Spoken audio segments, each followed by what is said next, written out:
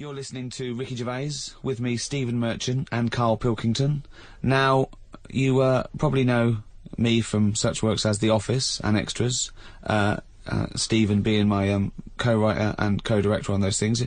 For those people who are not so aware of Karl Pilkington, he was our producer, sort of given to us when we first started on XFM, and you're thinking, well, why are we doing a podcast? Why are we doing a podcast for no money?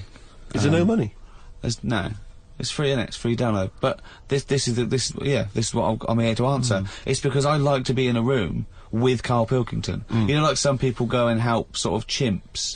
Do they? Yeah. Well, they go to the jungles and things. And help out little sort of endangered Diane species. Fossey or whatever. Exactly. You're very much the Diane Fossey of the Manchester scene. Of the little bald mank world. And Karl Pilkington is an ongoing experiment for me, because I've seen him blossom from an idiot into an imbecile. And I want to see it through. Look at the way he's looking at us through the glass. Look at that. He's got a perfectly round head. And that's why I'm doing this podcast, or bodcast, as I'm going to call it in his honour. Little round-headed bod-type freak. If you're not familiar with Bod, we can maybe put up a picture of Bod, the popular cartoon kids character. Go to rickygervais.com and you will see a picture of Karl and a picture of Bod. And you draw your own conclusions as to the likeness. Karl, what do you think about all this?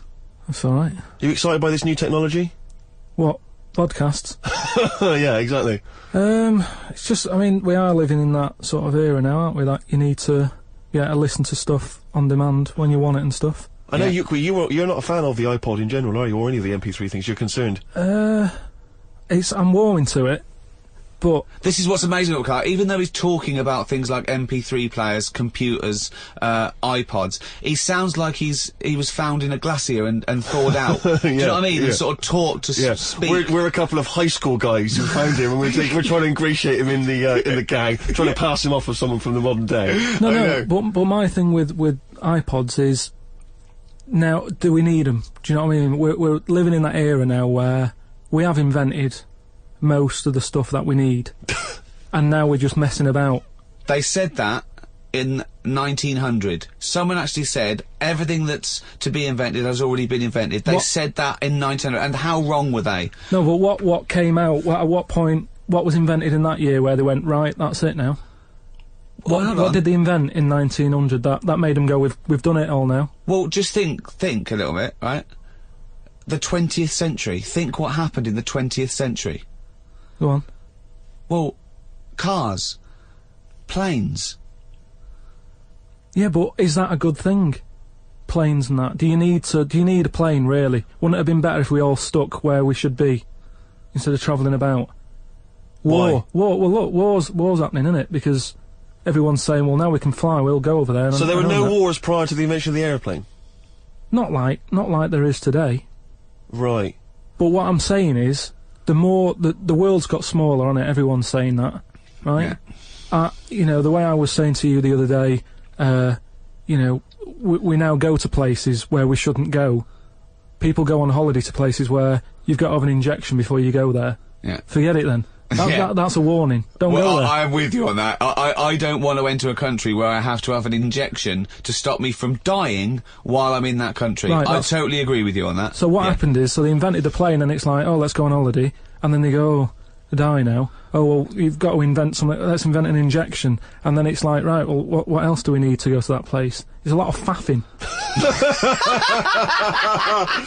So what I'm saying is... Is that a place? A lot of faffing? What I'm saying is, you know, Steve's travelled more than I have. You've been to, like, dangerous places. I've been to places where you need injections, yeah. Yeah, but why? Because it's fascinating, isn't it? You know, don't you not believe in that idea of travel broadens the mind? You know, it makes you experience other ways of life, other ways of thinking. It just enriches you as a human being. That's the whole reason people go travelling. But since the invention of the telly, you don't have to go that far to see it. You're absolutely right. So there you go then. The telly was the 20th century, wasn't it? Yeah, it's pretty good. So where would you stop then? You'd stop making stuff now? Stop inventing stuff right now?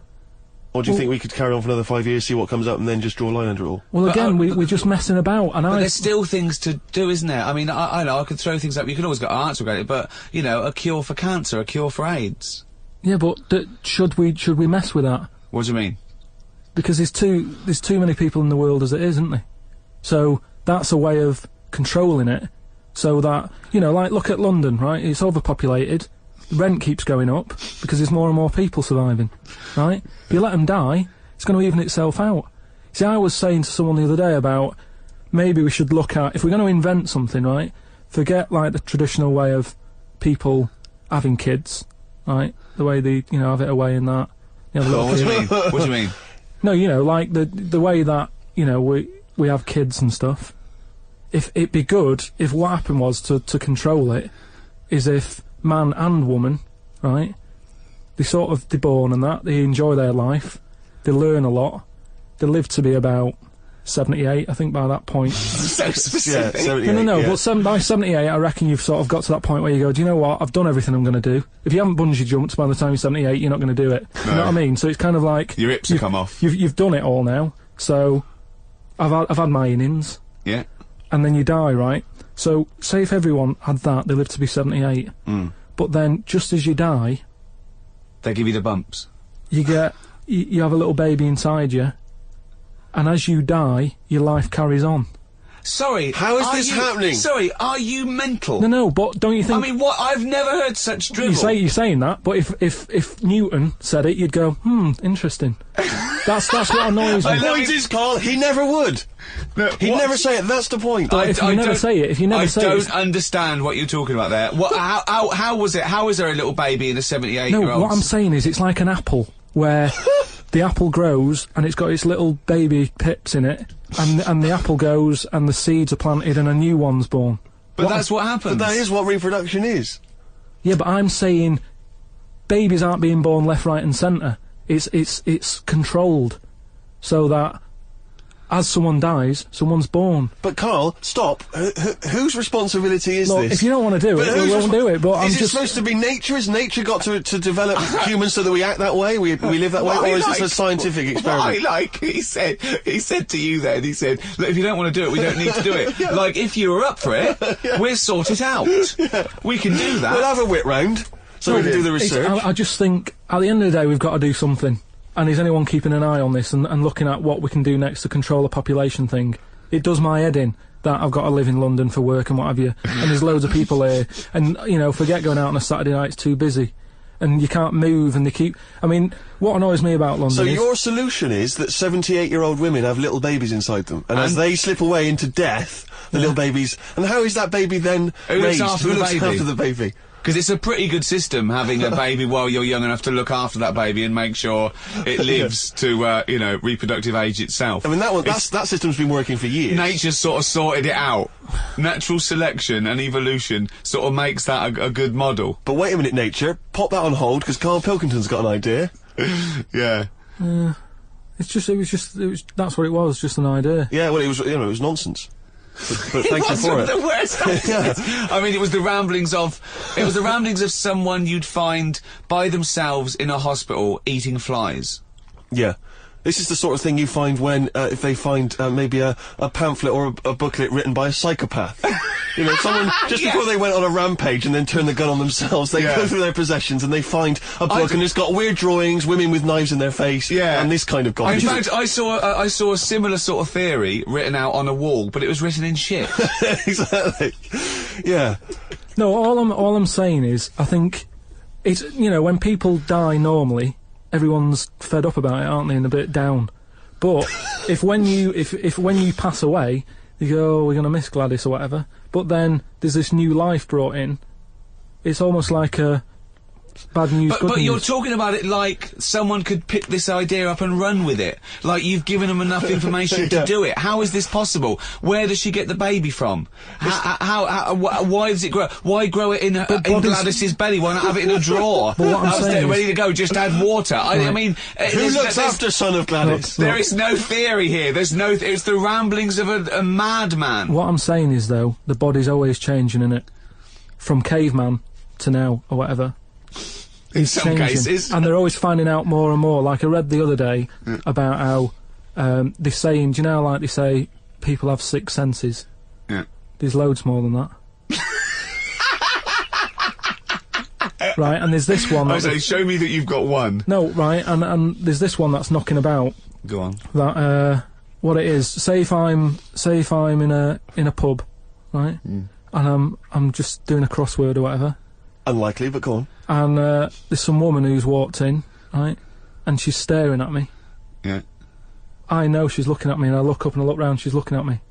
Right. And they're saying that's a new sense that they found out from, like, you know, doing tests and what have you. Yeah, it's rubbish. And they're saying okay. that's been around since like man and dinosaur was knocking about. But it could be, you know, peripheral vision. It could be a footstep stopped, and usually when someone's footsteps stop, they've stopped. No, they've explained I it. think it's safe to assume that, you know, that with your perfectly round head, people are always stopping and looking. No, but they explained it. You just know that there's probably going to be someone there if you look right. They said it's from the time when, like, caveman was, like, wandering about, and he'd go, hang on a minute. And he'd look round, there's a dinosaur there, or whatever, and he'd leg it. This is nonsense. Not I hate it when people use the term when caveman was wandering round. Caveman and dinosaurs, oh, they used to live together, yeah. Oh, that's the same era. Yeah. What have you been watching? Raquel Welch? What do you mean? Well, what do you mean caveman wandering, knocking around with a dinosaur? You know the Flintstones is only partly based on fact. Dinosaurs and man did not coexist. The dinosaurs had long gone before man arrived. Extinct. Kaput. You don't believe us? What, you don't believe because you've seen... Because you saw that film where they took pictures of lizards and magnified them and put them next to men in films so they looked like they were fighting. Yeah. No, but why couldn't that have happened? What is the film with Raquel Welch? A Million Years BC. A million years BC or something. A Million Years BC. Brilliant. Yeah. Yeah. No, but... She had a sort of woolly mammoth bikini. Fact. But why wasn't the dinosaurs back then just like how we have dogs now, in a way? He's watching the Flintstones. He's watching the Flintstones. He's thinking of the Flintstones. Yeah. That's what he's when thinking. When he puts out the saber-toothed tiger, yeah, and then yeah. Dido and he mixes his concrete in a pelican. Yeah. Yeah. I just think that there must have been a crossover point. Why? Why did you say that? Why do you think there must have been a crossover point? Because if nothing was knocking about at any point, how did anything carry on? I know. Exactly. Why didn't Hitler meet Nero? It's weird, isn't it? There must have been a crossover. They must have met somewhere. They must have met at a party somewhere. They mixed in similar circles. Yeah. Well, I mean, are you telling me that Ken Dodd has never met Genghis Khan? They must have bumped into... I can't believe it. Yeah, forget it. Oh. You're listening to Ricky Gervais with Stephen Merchant and Karl Pilkington. Coming up after the ads, Monkey News. What ads? No ads, no? No, we're not. There's nothing here. There's no records. We just got to keep on talking. Okay. Which is not. We could do our own ads. Okay. Bring tea for the Tillerman, steak for the sun. Out now to own on DVD. Ricky Gervais's and Steve Merchant's award-winning extras. With Ross Kemp. Oh, zippy. With Les Dennis. Put your arse away, Les. I don't really know. And Kate Winslet. Oh, this nun outfit makes me talk dirty. Out now on DVD. Extras. Did you like Flannemans? The Ricky Gervais book for kids with pictures of made-up creatures in of different colours? Well, if you did, there's more of them now in the new book, more Flannemans, which is also by Ricky Gervais, drawings by his mate. Out now. The Ricky Gervais Show on Guardian Unlimited. You're listening to Ricky Gervais with Steve Merchant and Karl Pilkington. All right. Well, now time for one of our regular features. Monkey News. Do the jingle. Oh, chimpanzee that Monkey News. Right, what we're doing here is just giving you a bit of monkey news that's gone on, right? Where a monkey's been involved in it. Good little story in that. Yeah. Are you familiar with the one that went into space? The first sort of thing they ever sent up there before man did it and all that. You see, this is what annoys me with it really. Armstrong gets all the glory, but do you know who went up there before him? A monkey. Yeah. Yeah. Dog went up first. But what was the monkey called? I don't know. No, sure, okay. So it's not the most informed news bulletin. The dog was called Laika. Was it? Yeah, they couldn't get it back there. They sent it up there, did a few tests and stuff, and they couldn't get it back. They weren't prepared to bring the capsule back yet. Brilliant. We could all do that. So is that a good mission?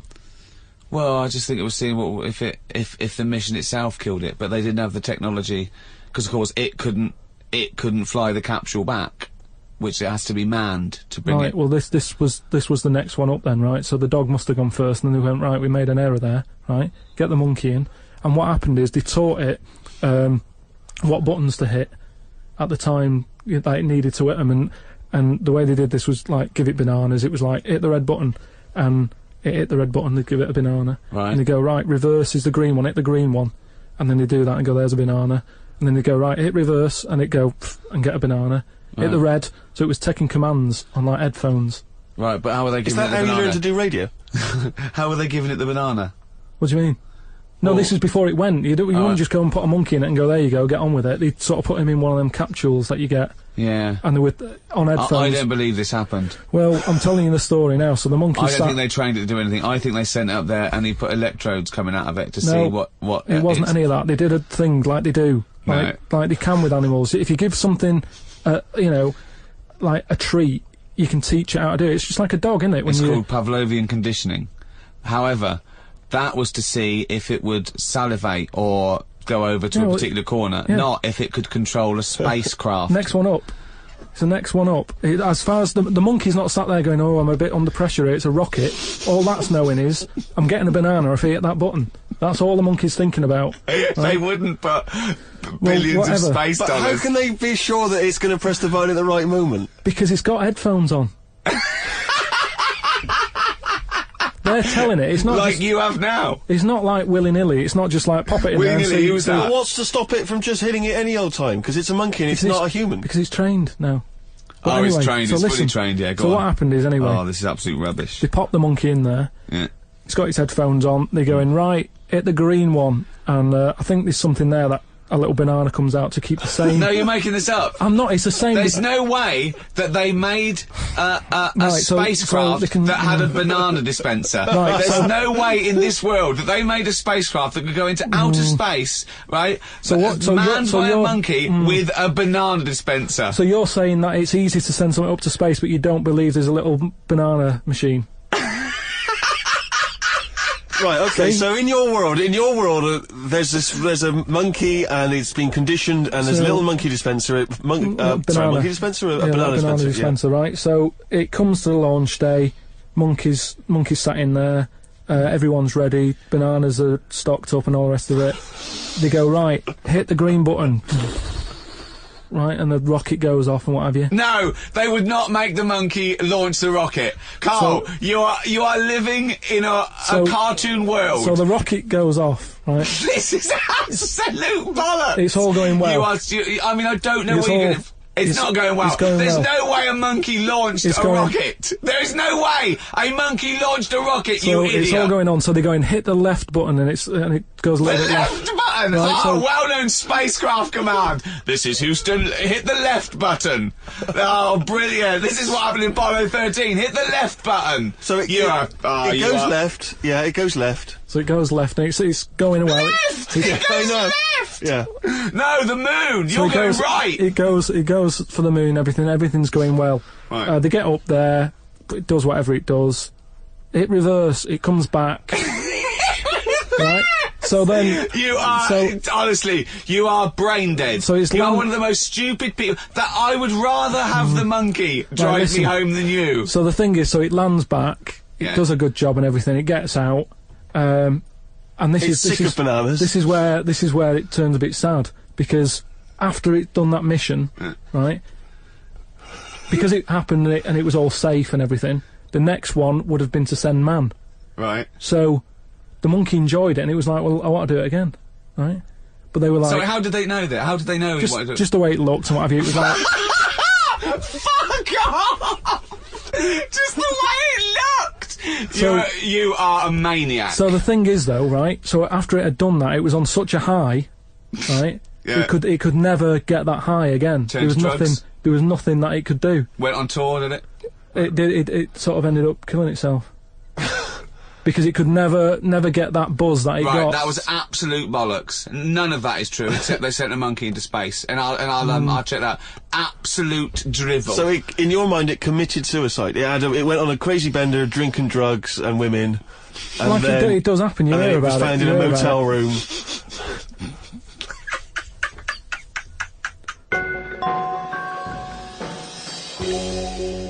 Right, do you know, like, you don't believe in, like, scary stuff?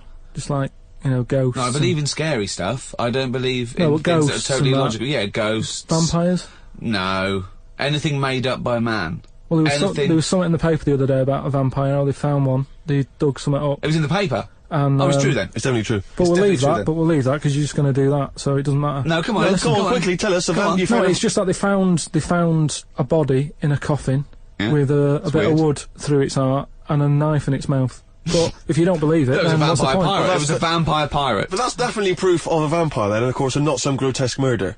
Yeah. That's definitely proof of If a it vampire. if it wasn't Right, made up. hang on a minute. Yeah. Hang on a minute. If it As was far as I'm aware, when you put the thing through their heart, they just turn into dust. and also all their victims get their own life back. Yeah, exactly. Yeah, that's Right, the truth. and here was the second bit. Yeah. Somebody had dug it up, Yeah. got the heart, blended it, burnt it, popped it in some water, drank it, and they're in prison now. Now, if it wasn't dodgy stuff, why are they in prison? Why don't you Because just they're go- mental, because they dug up a body, liquidised its heart, burnt it and drank it. That's why they're in prison. There's your answer. But anyway, that isn't what I'm talking about, right? But Go I met Derek Akora the other week, Oh, yeah. right? Now, Um, who's he? Which one's he? He's Is he a medium? He can contact the dead. Is that right? he just chats to him and that, passes messages on. Nice of him. So I said, "Oh, tell us something a bit weird and that." So he said, "What do you want to know?" I said, "Just something weird." So he goes, "All right then." He said, "Here's one for you, right?" And he said, "There's this pub out in the country, and he said there's this mug. Do you know those old mugs that they have, where they used to like leave their own cup knocking Like a about, didn't tankard. they? Oh, yeah. Tankard thing." Yeah. So there was one of them mugs in there, right? And everybody Tankard. Let's use tankard if we've All right, established a that's the word. tankard, yeah. Because you're the only mug in this story. Right, Believe in it all. High five. Great. So this tankard's knocking about, right? And everyone who's running the pub keeps going, "Oh, I wish they'd stop leaving this tankard about," right? And they pick it up. It must be a pain. Having a tiny, small tankard in a pub. That must be a real grind. So every they sort of picked it up and went, "We'll have to wash that," and they popped it on a different sideboard. Next thing you know, that person who's touched it died, right? Sure. So They must have been getting through bar staff. so they kept getting new staff and that. And they were like, "Oh, what's the connection here?" Right? What's the connection here? Oh, God. So anyway, so Call Australia, we've run out. they sort of someone notices and they go, "You know, it's a bit weird. It's that cup, right?" So they get Tankard. They get, so it's that tankard and that. So they get a vicar in. Of course they do. And they go, "Look, there's a lot of weird stuff going on here. This tankard, every time someone touches it, they die." So he said, "Leave it with me." He gets his special water out and what have you. He comes round, does a little prayer, sprinkles it. He goes, "Right, not a problem, don't worry about it." He picks it up, chucks it in the bin. Guess what? What? Dies in a crash on the way home. Because he'd picked it up. Well, but Carl, you're telling me this like it's fact, and I'm meant to go, "That's Derek amazing." Akora, he told me. Carl, I have no opinion of that story, other than I'm pretty sure there was absolutely no connection between touching the tankard and him dying. That's all I'm sure It's of. not just him though, is it? I'm not going to even contest the chain of events. All I'm saying is there is no connection. There is no connection possible because I believe in logic and the laws of the universe. So when you're telling me miracles and strange things outside coincidence, you may as well be telling me about the Tooth Fairy and the Easter Bunny, because they're equal to me. That it's ludicrous. It's absolutely ludicrous. So what would it take though for you to go, "Oh, I'm actually a believer now"? But what you're saying is you're I can't answer that question because I'd have to base my beliefs on some of your premises, which I can't do. It's like you saying, "But what if you found out that 2 and 2 equaled 5?" I can't. It's a necessary truth that it doesn't. I'd have to go back and fundamentally disagree with what I think twoism is, two-ness and fiveness. And you've never been in a situation though where you've gone, "This room feels a bit weird." Could be something, do you know what I mean? Could be something knocking about, or. But that's a different question. I could go into a really rough-looking pub and think, this isn't good, because it's based like on induction then. Because I mean, like, you know, if you've been to Cornwall on holiday and stayed somewhere and you've gone, "Do you know what? Sure, something's died in here." I'm sure someone's died everywhere.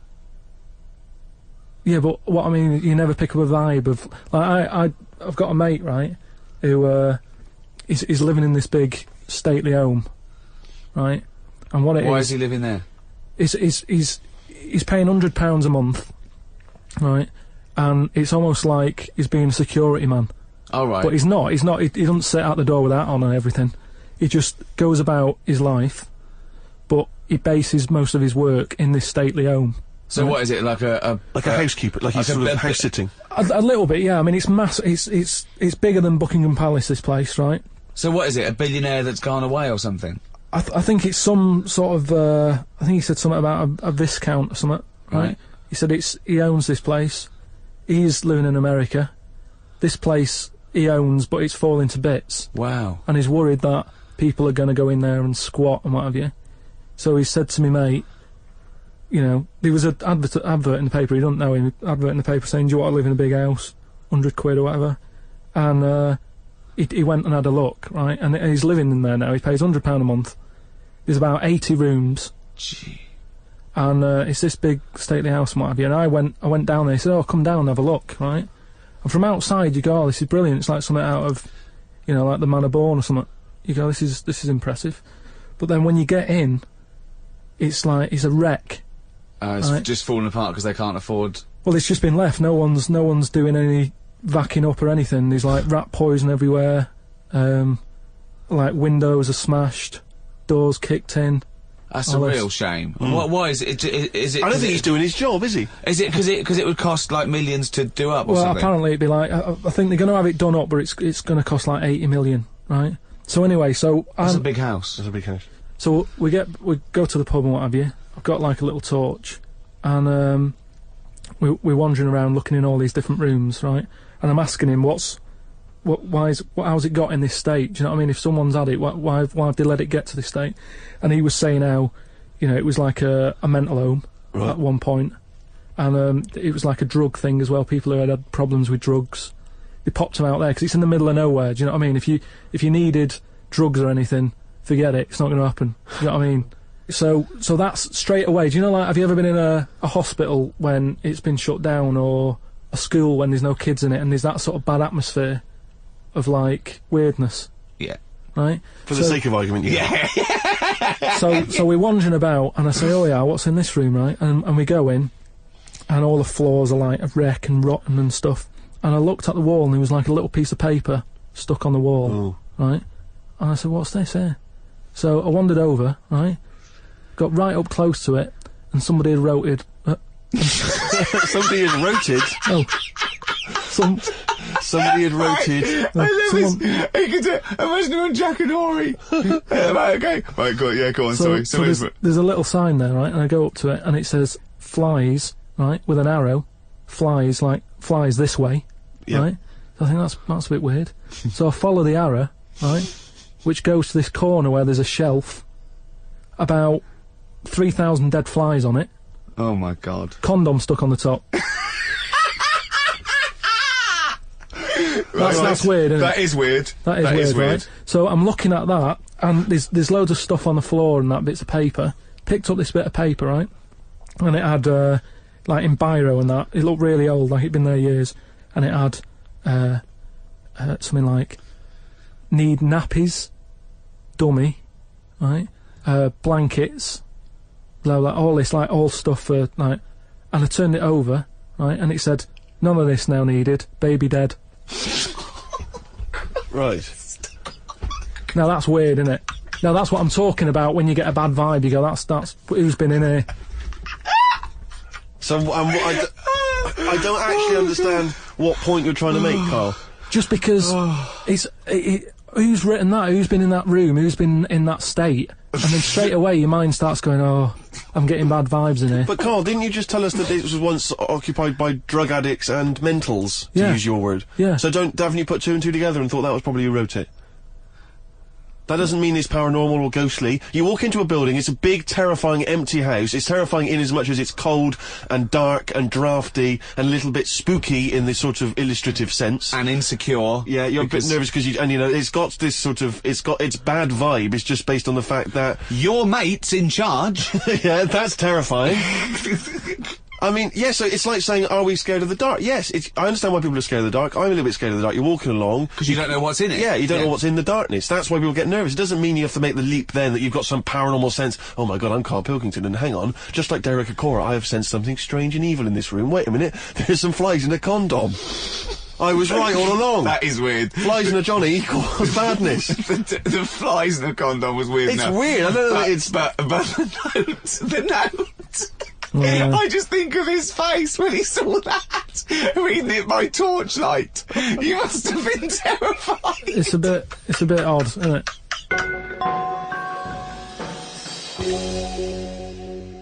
Thank you very much indeed for listening. If you'd like to get in touch with us, either myself or Ricky, or you've got something to send to Karl, then you can email us at podcast@rickygervais.com. I'd just like to say thank you to both The Guardian for sponsoring this and Positive Internet for hosting this podcast. Both great. The guys at Positive Internet know exactly what they're doing. They're my kind of people, as is The Guardian. You weren't contractually obliged to say that, were you? It just sounded...